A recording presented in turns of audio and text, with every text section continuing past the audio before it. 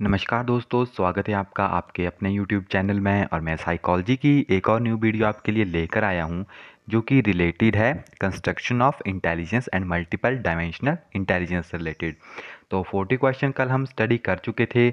आज हम 40 के आगे आपके साथ क्वेश्चन स्टडी करने वाले हैं।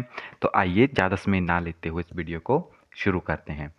एंड अगर आप हमारे चैनल के ऊपर न्यू हैं तो चैनल को सब्सक्राइब जरूर कीजिए, क्योंकि हम आपके लिए इसी तरह की अमेजिंग वीडियो लेकर आते रहते हैं।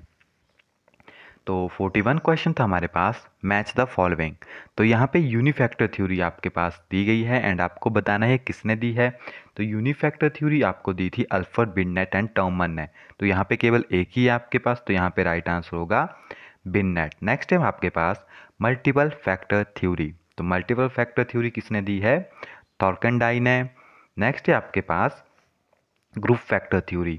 तो ग्रुप फैक्टर थ्योरी आपके पास दी है थ्रस्टन ने। एंड जो आपके पास थ्री डायमेंशनल थ्योरी है वो आपके पास दी है गलफोर्ट ने। तो गाइज यहाँ पे कोई भी इसका सही आंसर नहीं बन रहा है, सो आप इनको सीक्वेंस को याद रखिए। बाकी यहाँ पे कितने जो भी आंसर है वो सही नहीं है, नीचे जो भी कोड इन्होंने बनाए हैं।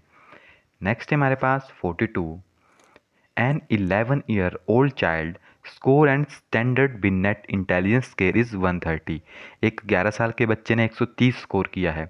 By assuming mu is equal to 100 and S is equal to 15 is normal probability curve, calculate the percentage of 11-year-old children the score is better than. तो ये थोड़ा सा न्यूमेरिकल टाइप क्वेश्चन है, इसको आप रहने दीजिए क्योंकि ऐसे क्वेश्चन नहीं पूछे जाते।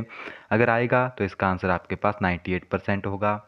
नेक्स्ट है हमारे पास which of the following observation supports Howard Gardner theory of multiple intelligence. अब यहाँ पे पूछा गया है कि कौन सी जो स्टेटमेंट है वो हॉगबर्ट गार्डन की थ्योरी को सपोर्ट करती है।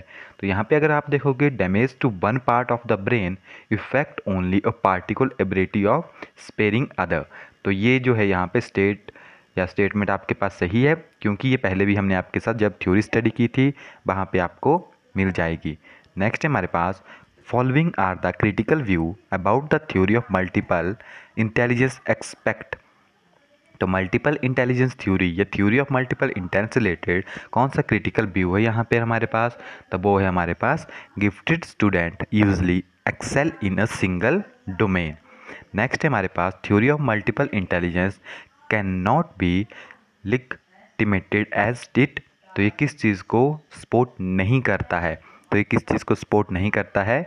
Is not possible to measure different intelligence as there are no specific test. किसी को भी यानी हमारे पास कोई स्पेसिफिक टेस्ट नहीं है जो कि एक जो हमारी इंटेलिजेंस है उसको मेज़र कर सके एक्यूरेटली।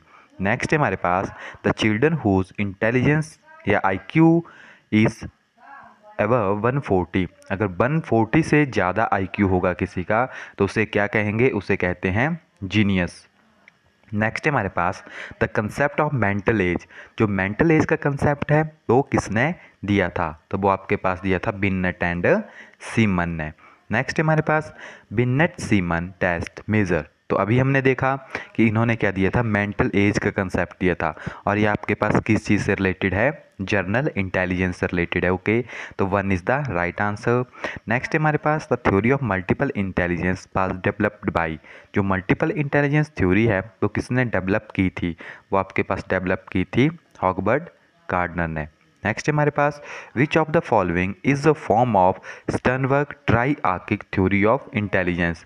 तो हमने स्टर्नबर्ग की ट्राईआर्किक थ्योरी पढ़ी थी, तो उसमें कौन सा जो मेन पार्ट था वो था आपके पास प्रैक्टिकल इंटेलिजेंस। तो first is the right answer. Next हमारे पास who develop first intelligence test. तो ये आपके पास किया था अल्फ्रेड बिनेट ने। ओके, नेक्स्ट है हमारे पास learning ability in mathematics can be assessed most appropriately by which of the following test. जो लर्निंग एबिलिटी है मैथमेटिक्स की कि कौन सा स्टूडेंट मैथ्स में अच्छा है, हम किस तरह से उसको जान सकते हैं? हम जान सकते हैं with the help of diagnosis test. Next है हमारे पास which of the following skill is associated with emotional intelligence. तो इमोशनल इंटेलिजेंस से रिलेटेड कौन सी स्किल जो है हमारे पास यहाँ पे रोल प्ले करती है? इमोशनल में आपके पास आएगी मोटर प्रोसेसिंग। ओके, सेकंड जो है हमारे पास यहाँ पे राइट आंसर होगा इसका मोटर प्रोसेसिंग।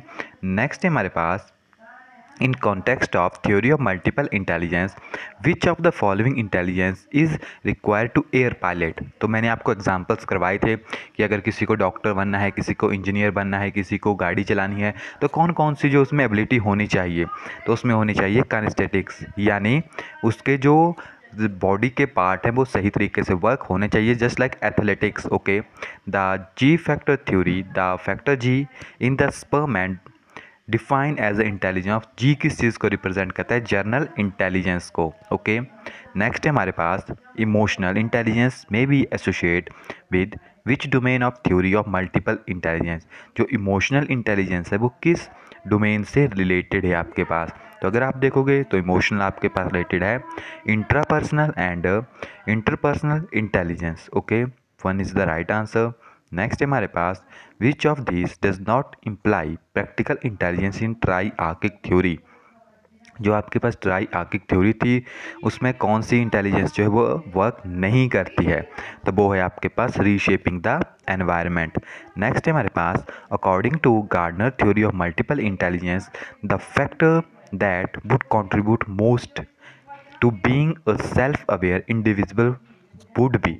तो सबसे ज़्यादा कौन सा जो है फैक्टर इफेक्ट करता है, तो वो आपके पास होता है इंट्रा पर्सनल, यानी विद इन द पर्सनल, ताकि हम अपने बारे में सोच सकें। इंट्रा से आप याद रखिए अपने बारे में, इंटर से आप याद रखिए किसी और के बारे में। नेक्स्ट है हमारे पास which one of the following statement is most appropriate about intelligence. तो इंटेलिजेंस से रिलेटेड सबसे ज़्यादा सही स्टेटमेंट आपके पास कौन सी होगी यहाँ पे, वो है हमारे पास intelligence is multi dimensional having several aspect to it. Fourth जो है राइट आंसर है आपके पास।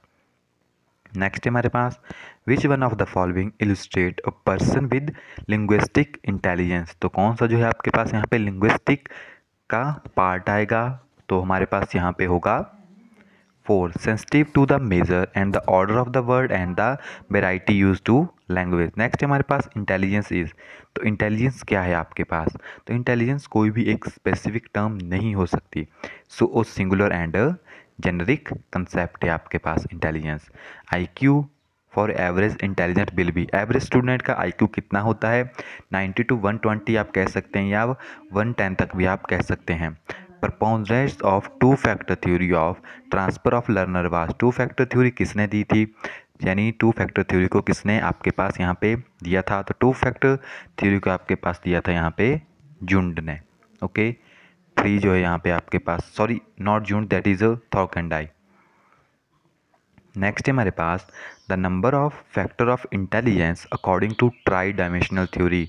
ट्राई डायमेंशनल थ्योरी के अकॉर्डिंग कितने आपके पास जो हैं फैक्टर्स हो सकते हैं, तो हमने इसकी ट्राई डायमेंशनल थ्योरी पढ़ी थी जो कि एक बॉक्स के रूप में आई थी, तो आपने वहाँ पे देखा था 120 एंड तकरीबन 150 तक थे वो, तो हमारे पास यहाँ पे 120 जो है इसका राइट आंसर होगा। नेक्स्ट है हमारे पास which what is the number of personality trait analysis by Cattell. तो कैटल ने कितने पर्सनैलिटी ट्रेड्स दिए थे आपके पास 16। नेक्स्ट है हमारे पास general and specific theory was proposed by general and specific theory and GS factor है आपके पास है, GS यानी जनरल एंड S यानी स्पेसिफिक, तो ये दी थी आपके पास स्परमैन ने। ओके, नेक्स्ट हमारे पास an individual whose mental quotient is dash dash normal spoken of a mental retarded. तो मेंटल रिटायर्ड के लिए बिलो 70 जो है आपके पास यहाँ पे होगा।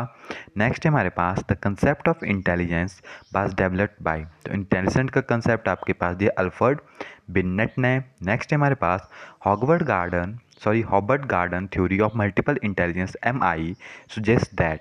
तो इनकी थ्योरी हमें क्या सुजेस्ट करती है, इनकी थ्योरी में सुजेस्ट करती है teacher should use MI as a framework for devising alternate way to teach the student या subject material. And last question है हमारे पास मैच द फॉलोइंग। यहाँ पे आपको बताना है जो आपके पास गार्डनर की थ्योरी है वो कौन कौन से कंसेप्ट से रिलेटेड है, यानी कहाँ को वो डायरेक्टली रिप्रेजेंट करती है आपके पास। तो यहाँ पे पहले से ही मैंने टिक लगाया हुआ, आप देख सकते हैं जो म्यूज़िक है, म्यूज़िक किस चीज़ से रिलेटेड है, वो आपके पास वायलिनिस्ट या आप जिसे कह सकते हैं इससे रिलेटेड है। नेक्स्ट आता है लिंग्विस्टिक, तो लिंग्विस्टिक टर्म आपके पास किस चीज़ से रिलेटेड है, वो आपके पास रिलेटेड है, एक मिनट गाइस थोड़ा सा कलर में, म्यूज़िक आपके पास आएगा, सॉरी यहाँ पे नहीं गलत जा रहा है इधर। ओके, फिर आपके पास नेक्स्ट है लिंग्विस्टिक, तो ये आपके पास कहाँ पे जाएगा, लिंग्विस्टिक आपके पास जाएगा पोइट में। ओके, क्योंकि वहाँ पे उसे थोड़ा सा लिटरेचर, हिस्ट्री या थोड़ी सी डिटेल में जाना पड़ता है। ओके, नेक्स्ट आता है इंट्रापर्सनल। अब इंट्रापर्सनल यानी विद इन, यानी आपको किसी और के ऊपर काम करना है, that is called therapy. Okay, and spatial में आपके पास यहाँ पे आता है स्कल्पचर्स। ओके, एंड अगर एथलीट्स की बात करें तो ये आपके पास काइनेटिक्स से रिलेटेड है। ओके, बॉडी पार्ट से रिलेटेड होगी, तो ये यहाँ पे आपके पास सही इसका ऑप्शन बनेगा, ऑप्शन नंबर ए। सो यहाँ पे गाइस 70 क्वेश्चन हमारे कवर होते हैं, एंड आई होप कि